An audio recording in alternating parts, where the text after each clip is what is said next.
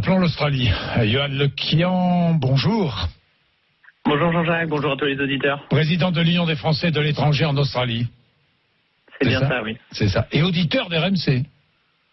Oui, régulièrement. Je suis passionné de sport et je vous écoute régulièrement à l'autre bout de la planète. Donc toujours avec grand plaisir de vous entendre du côté de l'Australie. Alors, passionné de sport, de foot, de football et en Australie, je me suis mis également au triathlon. Au triathlon.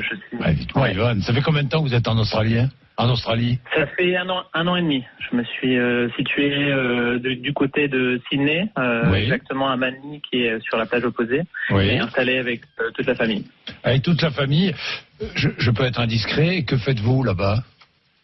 Je travaille dans le consulting, dans tout ce qui est aspect conduite du changement pour Maltem. Et donc j'accompagne sur la partie ressources humaines et également sur les projets de transformation digitale. L'Union des Français de l'étranger compte 270 membres à Sydney, il faut le savoir. Je ne me trompe pas, Johan, c'est ça? Oui, c'est bien ça. Et puis au-delà des membres, on s'adresse vraiment à une grande population. Il faut savoir qu'on a à peu près 70 000 représentants français du côté de l'Australie. Donc à chaque fois qu'on organise des événements, on s'adresse à des milliers de personnes, non seulement du côté de Sydney, mais dans toutes les grandes villes d'Australie. Les Australiens, évidemment, ne parlent que de ça, ces incendies, j'imagine. Oui, ça nous impacte tous au quotidien. Moi, d'un point de vue personnel, j'ai mes enfants aussi qui ont été impactés à l'école. Du côté de Sydney, on a eu des journées vraiment de pic de pollution liées aux incendies, avec vraiment dès le matin une odeur de barbecue qui montait jusqu'au nez pendant toute la journée. Et du coup, les conséquences directes pour les personnes en bas âge et les personnes un peu plus vieilles, c'est que malheureusement, elles sont impactées par rapport à des crises d'asthme, etc. Donc beaucoup de prévention pour ces personnes-là. Et par exemple, les enfants étaient enfermés à l'école pendant plusieurs fois de suite pour éviter d'aller dans la cour de récréation pour respirer ce mauvais air, malheureusement.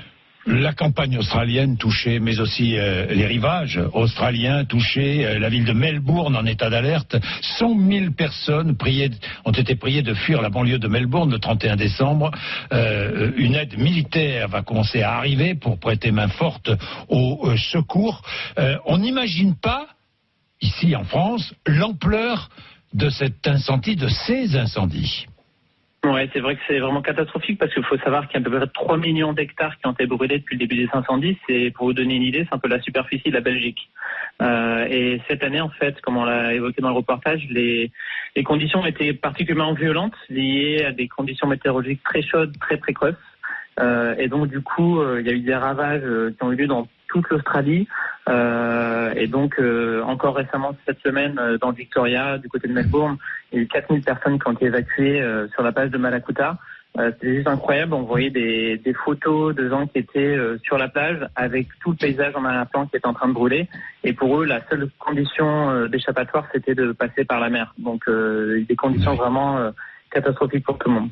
Oui, conjonction de facteurs, précipitations très faibles, température record, des vents forts, ce qui a provoqué évidemment ces incendies. Les pompiers combattent bénévolement les feux, faut le savoir, qui ravagent l'Australie. Parce que les pompiers sont bénévoles en Australie. Oui, complètement. Il faut savoir que l'Australie, c'est la population de bénévoles la plus importante au monde. On a à peu près 70 000 pompiers bénévoles.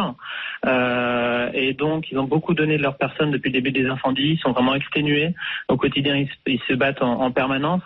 Et malheureusement, ils ont été également touchés à titre personnel, puisqu'il y a déjà eu plusieurs pompiers décédés, malheureusement.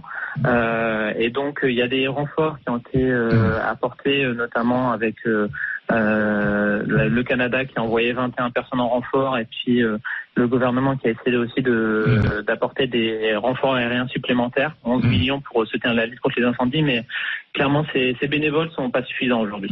Et contrairement aux pompiers volontaires français, ils ne recevaient jusqu'alors aucune indemnité. Certains d'entre eux vont être indemnisés, mais pas tous. Il faut savoir tout ça. 6h25, vous avez peur pour ce week-end? On annonce à nouveau des conditions météo qui pourraient relancer malheureusement ces incendies.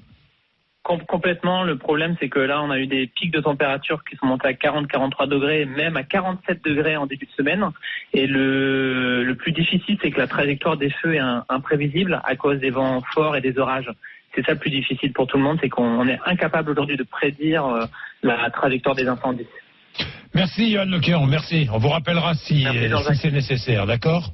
Oui, je vous donnerai des informations. C'est Avec très plaisir. sympa. À bientôt. Très sympa à vous. Merci. Il est 10 heures de plus, c'est ça, Johan, en Australie? Oui, c'est ça, exactement. 10 heures là, de il plus. est 16h30 bientôt. Il est 16h30 en Australie.